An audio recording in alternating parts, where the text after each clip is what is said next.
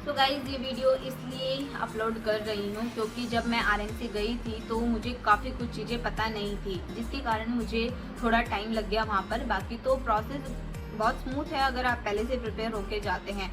Like आपके document सारे completed हैं, सबकी फोटोकॉपी आपके पास है, सारे के सारे एक सीरियल में लगे हुए हैं, तो वो बहुत इजीली और बहुत फटाफट आपका काम करके दे देंगे। लेकिन अगर उन्हीं चीज़ों में कुछ प्रॉब्लम आती है तो आपको फिर बाहर जाना पड़ेगा और वो डॉक्यूमेंट वापस लाना पड़ेगा, फिर वापस सारी चीज़ें चेक होंगी, फिर टाइम लगेगा। इससे बेटर है कि हम पहले से इन सारी चीज़ों को डिस्कस कर लेते हैं ताकि आपको आगे से कोई प्रॉब्लम ना आए।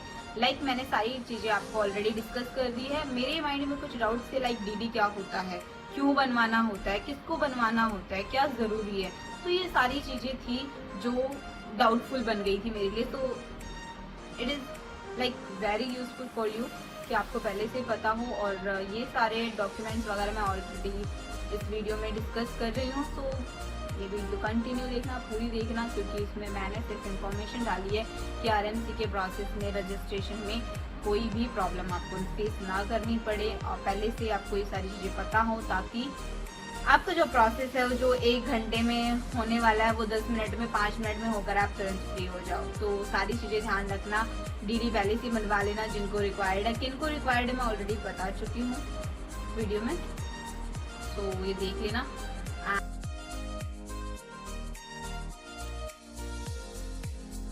Hey guys, welcome to my channel Twinkle Med Creations. Here I am Dr. Twinkle, an intern doctor at VMC Hospital Jodhpur. So guys, इस वीडियो में हम डिस्कस करने वाले हैं कि हम प्रोविजनल रजिस्ट्रेशन के लिए किस तरीके से अप्लाई करते हैं। इस दो तरीके से हम लोग करते हैं, first is online, second is offline. तो जो पहला प्रोसेस है ऑनलाइन करने का, उसके लिए आपके पास पर्सनली मैसेज आएगा कि अब आप के लिए हमें SSO ID लॉगिन करनी होती है।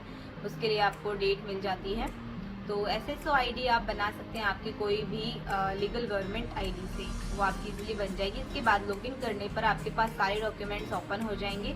तो एक एक करके आपको सावधानी से आपके सारे डॉक्यूमेंट्स अपलोड करने हैं। जो भी इंफॉर्मेशन आपकी पर्सनल डिटेल्स जो मांगी गई है उसके अंदर, वो सारी अच्छे से भरनी है। एक बार सेव करने के बाद वो वापस से चेंज नहीं कर सकते हैं, तो ध्यान से भरना जब भी आप अपना ऑनलाइन रजिस्ट्रेशन करो, ठीक है। और जो पेमेंट है इसकी वो है 11,800 अलॉन्ग विद GST। तो फिर इसके बाद जो प्रोसेस, एक एप्लीकेशन फॉर्म निकल के आएगा, जब इसका पेमेंट डन हो जाएगा तो आपको डेट डिसाइड करनी होगी कि आपको आरएमसी कब जाना है अपने प्रोविजनल रजिस्ट्रेशन ऑफलाइन को रजिस्टर्ड करने के लिए। टाइम के लिए वेट करना है, आपको डेट मिल जाएगी। उसके लिए आपके पास मैसेज आएगा कि आपका रजिस्टर्ड हो चुका है ऑनलाइन, तो अब आपको आरएमसी जाना होगा। उसके लिए आपके पास डेट आएगी, मैसेज आएगा और मेल आएगी। मेल पर और फिर जो आपने SSO ID लॉगिन की थी और अपना जो ऑनलाइन रजिस्ट्रेशन किया था, वहाँ से आपको एक स्लिप मिलेगी उसी ID पर जहाँ पर आपका पेमेंट हुआ था। एक पेमेंट स्लिप आएगी और पेमेंट स्लिप के जस्ट ऊपर एक एप्लीकेशन फॉर्म होता है, वो भी आपको डाउनलोड करना है और उसका प्रिंट आउट आपको निकाल कर ले जाना है। पहला डॉक्यूमेंट जो वो मांगेंगे वो यही होगा कि आपका एप्लीकेशन फॉर्म कहाँ है, जो कि आपको वहाँ मिलेगा और वो आपको प्रिंट आउट निकलवाना है। तो पहला डॉक्यूमेंट तो यही हो गया, ठीक है। अब हम बात करते हैं पर्सनली उन डॉक्यूमेंट्स की जो हमें ऑफलाइन रजिस्ट्रेशन में चाहिए, ठीक है। तो मैंने एक लिस्ट बना रखी है, क्योंकि वहाँ पर जाते ही उनका एक रिएक्शन होता है कि आगे जो स्लिप लगी हुई है उसके अकॉर्डिंग आपको ये सारे डॉक्यूमेंट्स अरेंज करके लेकर जाने हैं। वो सीधा आपको, अगर आपको टाइम कंज्यूम नहीं करवाना है, ज़्यादा टाइम नहीं लेना है, तो आप एक काम करेंगे कि अब जो डॉक्यूमेंट्स है वो पहले से अपना सीरियल में लगा के ले जाओ ना, ताकि उनको देना पड़े, और सिंपली अपना जो भी स्टैम्प वगैरह लगवा के फिर आप आ जाओ, फिर कोई दिक्कत नहीं है। मतलब आपको ज़्यादा टाइम नहीं लगेगा अगर पहले से आप प्रिपेयर होके जाते हैं। अगर आप वहीं जाके प्रिपेयर होते हैं तो it will take time, you know, क्योंकि वहाँ पे ऑलरेडी बहुत भीड़ होती है और बहुत सारे स्टूडेंट्स होते हैं, तो टाइम लेता है, मतलब वहाँ पे बहुत टाइम लग जाता है। अगर आपको शॉर्ट टाइम में सारा काम करवाना है फटाफट, तो आप पहले से ही प्रिपेयर होकर जाए। तो मैं आपको अपने डॉक्यूमेंट्स की जो लिस्ट है वो शेयर कर रही हूँ, तो आप एक साथ अपना लगा के ले जाना। जैसे कि पहले मैंने आपको बताई थी कि एप्लीकेशन फॉर्म लेके जाना है, जो कि वहाँ से आप प्रिंट आउट निकलवा लोगे, ठीक है। दूसरा है हमारे पास जो ऑफिस ऑर्डर आता है। ऑफिस ऑर्डर आपको आपकी कॉलेज से आएगा, जहाँ से भी जिस भी हॉस्पिटल से आप इंटर्नशिप कर रहे हैं वहाँ से आपका ऑफिस ऑर्डर आएगा। तो उस ऑफिस ऑर्डर का भी प्रिंट आउट उनको चाहिए, और आपका रोस्टर, उनकी सारी फोटोकॉपीज आपको चाहिए। उसके साथ साथ जो पेज है जिसमें आपका नाम है, कितने इंटर्न्स के साथ में, तो वो उस नाम पे टिक करते हैं कि ये आपका नाम है, तो वो पेज और रोस्टर और ये एप्लीकेशन। तो ये आपका स्टार्टिंग वाला पोर्शन हो जाता है कि भिड़ते ही ये सारी चीज़ें आपको लगानी है। फिर आता है हमारा 10th-12th की मार्कशीट, वो लगानी है। 10th-12th की मार्कशीट में एक प्रॉब्लम है, अगर आपने राजस्थान से किए तो कोई प्रॉब्लम नहीं है क्योंकि आपका बोर्ड यहाँ RBSC है।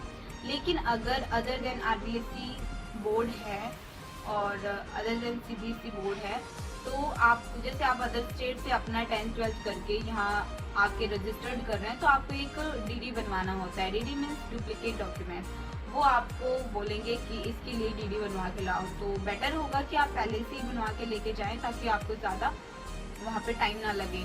तो आपको क्या करना है, सिर्फ बैंक में जाना है अपना आधार कार्ड लेकर, और उनसे जाकर सिंपली बोलना है कि मुझे DD चाहिए।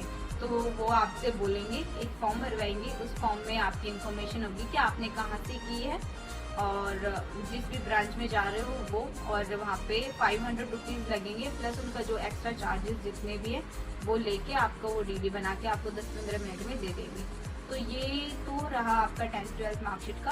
सिर्फ आपको 12th की मार्कशीट लेके जानी है और आधार कार्ड की फोटोकॉपी चाहिए, तो ये दोनों फोटोकॉपी लेके जानी है, वो बना के दे देंगे, और फिर वही DD आपको इसके साथ अटैच करके उन्हें देना है। आपको पहले से इन चीज़ों के लिए प्रिपेयर रहना है ताकि वो वहाँ पे आपका ज़्यादा टाइम कंज्यूम ना कर सके। फिर आता है हमारे पास एलिजिबिलिटी सर्टिफिकेट और नीड स्कोर कार्ड। अगर दोनों में से एक भी चीज़ आपके पास है तो आपको लेके जानी है, मतलब ये कंपलसरी वो डॉक्यूमेंट्स है जो मेंटली आपको लेकर ही जाने हैं।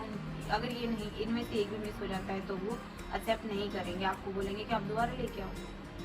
और इन सब की फोटोकॉपीज चाहिए, और आपकी ओरिजिनल 12th की मार्कशीट वो अपने पास रखेंगे वेरिफिकेशन के लिए। जब भी वेरीफाई होकर आएगी तो आपको वो वापस रिटर्न करेंगे।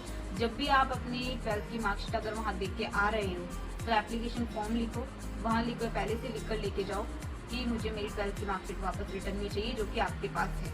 वो स्टैम्प लगा के अपना सिग्नेचर कर देंगे, जिससे आपके पास एक प्रूफ होगा कि आपकी 12th की ओरिजिनल मार्कशीट उनके पास है। सो उसके बाद है हमारे पास एफिडेविट कि हमने कोविड के टाइम पे अपना जो कोर्स किया था वो ऑफलाइन था, ऑनलाइन था, जो कि हमने ऑलरेडी बनवा लिया था एफिडेविट, वो एफिडेविट उनको दे के आना है।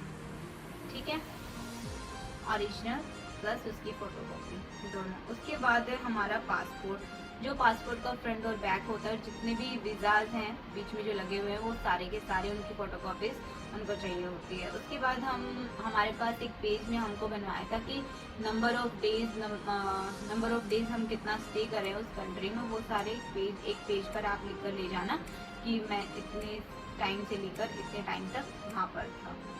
फिर है हमारा FMG स्कोर कार्ड जो हमने एग्ज़ाम देने के बाद जो हमारे पास स्कोर कार्ड आया था उसका प्रिंट आउट हमें चाहिए।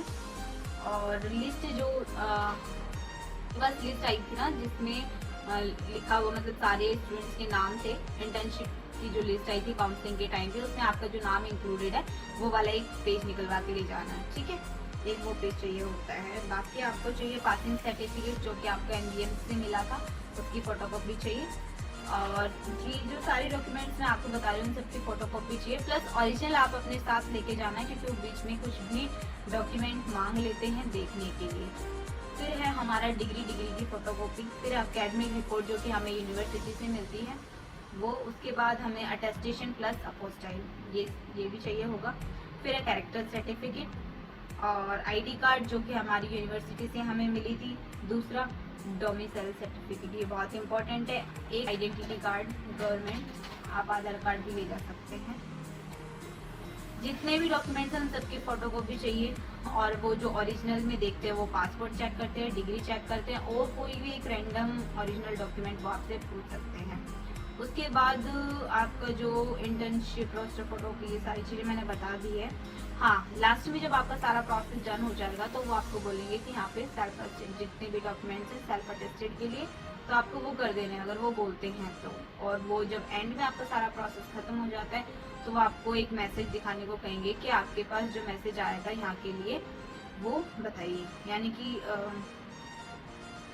अपॉइंटमेंट मैसेज के लिए वो पूछेंगे आपको एंड में। तो अपॉइंटमेंट मैसेज आपका आता है, मैंने बताया था आपको स्टार्टिंग में कि जो मैसेज आएगा कि इस डेट को आपको आरएमसी जाना है, तो वही मैसेज आपको इन द एंड उन्हें दिखाना है, ठीक है। और लास्ट में फिर है, so guys this is all about provisional registration through RMC Jaipur and in the end अगर आपको फिर भी कोई डाउट रहता है तो आप मुझे कमेंट बॉक्स में पूछ सकते हैं। I will surely clear your doubt, क्योंकि सबके माइंड में डाउट आते हैं, इवन मेरे भी आए थे, तो वो वहाँ जाने के बाद ही क्लियर हुए थे मेरे। उससे पहले मेरे पास ऐसी कोई इन्फॉर्मेशन नहीं थी, तो वो चीज़ फेस करने के बाद ये चीज़ आपको दोबारा फेस नहीं करनी पड़ेगी।